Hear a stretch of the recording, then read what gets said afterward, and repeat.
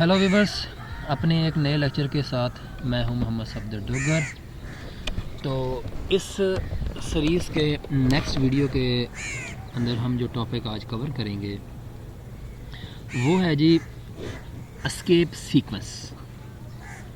Escape sequence क्या होते हैं, सी लैंग्वेज के अंदर हम एस्केप सीक्वेंस को कैसे यूज़ करते हैं, इनका यूज़ हमारे लिए क्यों ज़रूरी है, हम इनको कहाँ कहाँ यूज़ करते हैं।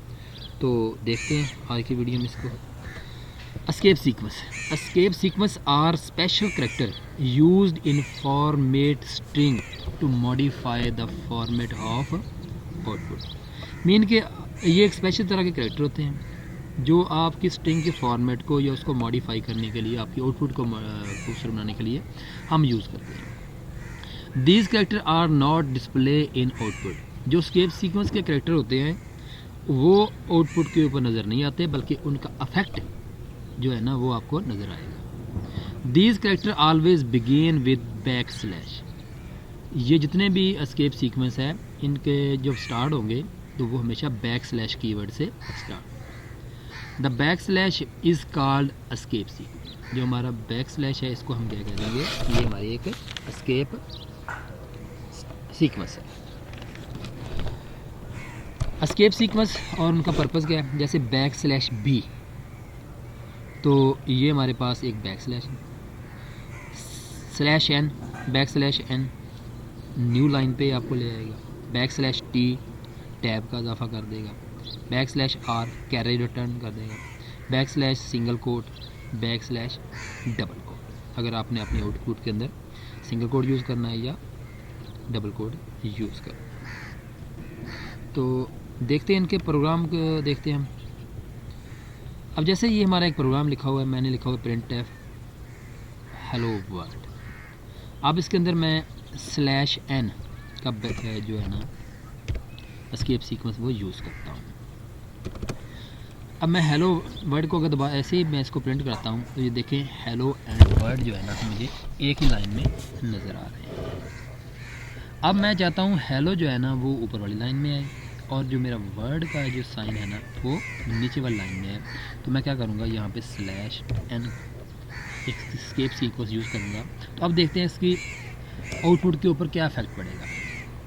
क्या करते हैं, देखिए हेलो लिखा उसने, बैक स्लैश एन ने क्या किया, उसको नई लाइन पे ले आया, यानी कि आपकी नेक्स्ट आउटपुट जो है ना वो नई लाइन पे आ जाएगी स्लैश एन की वजह से। और फिर उसके बाद जो आपकी स्टेटमेंट है वो या स्ट्रिंग है वो डिस्प्ले हो जाएगी और वर्ड जो है ना वो डिस्प्ले हो जाएगा। इसके बाद हमारे पास है G slash T, slash T. अब देखें जी मैं हेलो वर्ड को पहले इकट्ठा प्रिंट करना चाहता हूँ। देखें हेलो वर्ड मेरा इकट्ठा प्रिंट हो रहा है। मैं चाहता हूँ कि इसके दरमियान टैब का इजाफा। टैब क्या होता है, जैसे मैं टैब का की दबाता हूँ तो ये इतना इजाफा यानी इसमें हो जाना चाहिए। तो मैं अब देखता हूँ स्लैश टी करता हूँ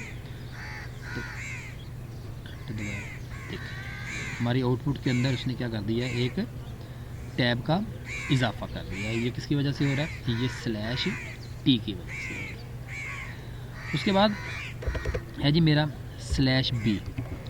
स्लैश बी का जो कीवर्ड है ये करता है बैक स्पेस।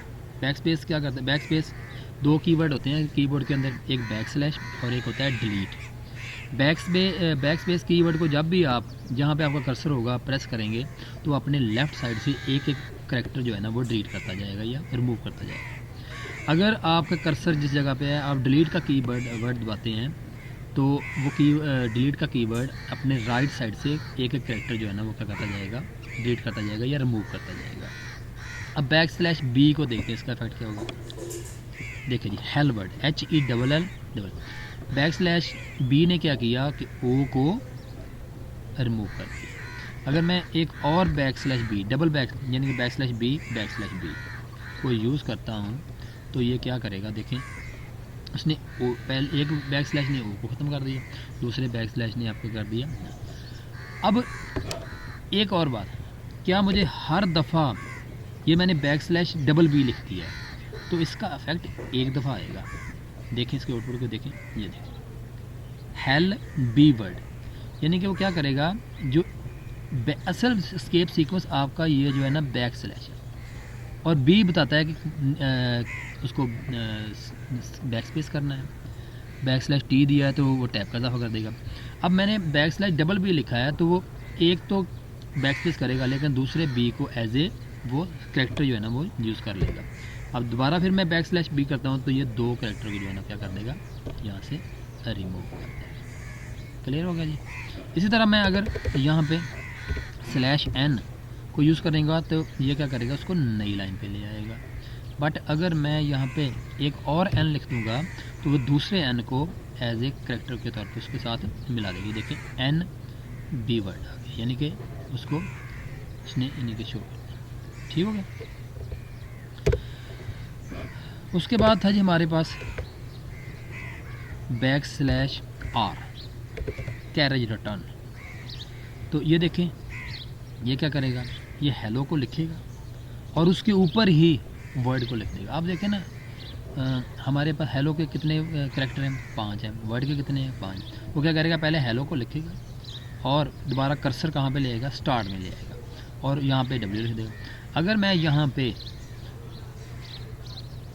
पीपी लिख देता हूँ, हेलो पीपी, तो ये क्या करेगा, क्या रिटर्न करेगा, इसको स्टार्ट में ले आएगा। ये पहले 5 करेक्टर को तो ऊपर वर्ड लिखा हुआ आ जाएगा और पीपी आपको जो है ना वो ऐसे शो, ये देखिए।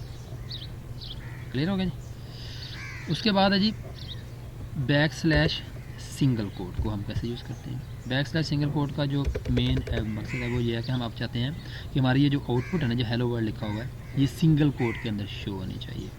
तो क्या करेंगे, यहाँ पे बैक स्लैश सिंगल कोड इधर डाल देंगे तो हमारा लेफ़्ट साइड पे एक सिंगल कोड ऐड हो जाएगा। ये देखिए, अगर मैं चाहता हूँ कि वर्ड के एंड पे भी सिंगल कोड होना चाहिए तो मुझे यहाँ पे भी बैक स्लैश सिंगल कोड डाल देंगे तो लेफ़्ट और राइट दोनों साइड पे हमारे क्या आ जाएगा, सिंगल कोड का इजाफा हो जाएगा। क्लियर है जी। अगर मैं चाहता हूँ कि यहाँ पे डबल कोड होना चाहिए तो यहाँ पे डबल कोड यहाँ भी लिख दूँगा और इधर भी मैं डबल कोड लिख दूँगा। ये क्लियर है जी। उम्मीद है कि आपको समझ आ गई होगी। बाय।